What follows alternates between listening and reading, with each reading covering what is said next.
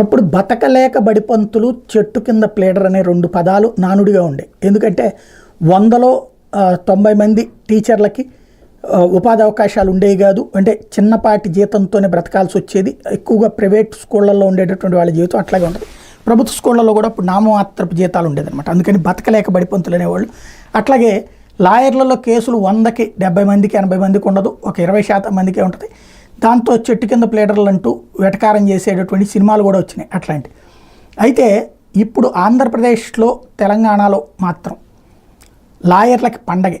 అయితే ఇప్పుడు కూడా సబ్జెక్ట్ ఉన్నటువంటి లాయర్లకే పండగ. కేసులు 1 కాదు 2 కాదు 100ల సంఖ్యలో. ఎందుకంటే ఎవరు అధికారంలో ఉంటే వాళ్ళు ప్రతిపక్షంలో ఉన్నటువంటి వాళ్ళ మీద ఏదో కేసులు పెడుతుంటారు. అటు పోలీసులకి ఫుల్ పని, ఇటు పక్కన కోర్టులకి ఫుల్ పని. అదే సందర్భంలో మరొక వైపున లాయర్లకి కోర్టులలో ఫుల్ పని అవుతుంది, న్యాయమూర్తికి ఫుల్ పని. ఓవరాల్గా చూసుకుంటుంటే 1 కాదు 2 కాదు 100ల కేసులు, 1000 కేసులు.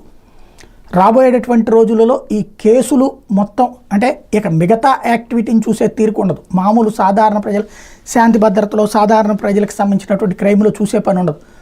మ్యాక్సిమం ఈ ఒకళ్ళ మీద ఒకళ్ళు వేధింపులకు సంబంధించిన కేసులు. గతంలో వైసీపీ వాళ్ళు తెలుగుదేశం మీద పెడితే ఇప్పుడు తెలుగుదేశం వాళ్ళు వైసీపీ వాళ్ళ మీద పెడుతున్నటువంటి కేసులు, అక్కడ కాంగ్రెస్ వాళ్ళు మీద బీఆర్ఎస్ వాళ్ళు పెడితే ఇప్పుడు బీఆర్ఎస్ వాళ్ళ మీద కాంగ్రెస్ పెడుతున్నటువంటి కేసులు. వీటితో లాయర్ల చేతికైతే ఫుల్ పని ఉంది సబ్జెక్ట్ ఉన్నటువంటి వాళ్ళకి.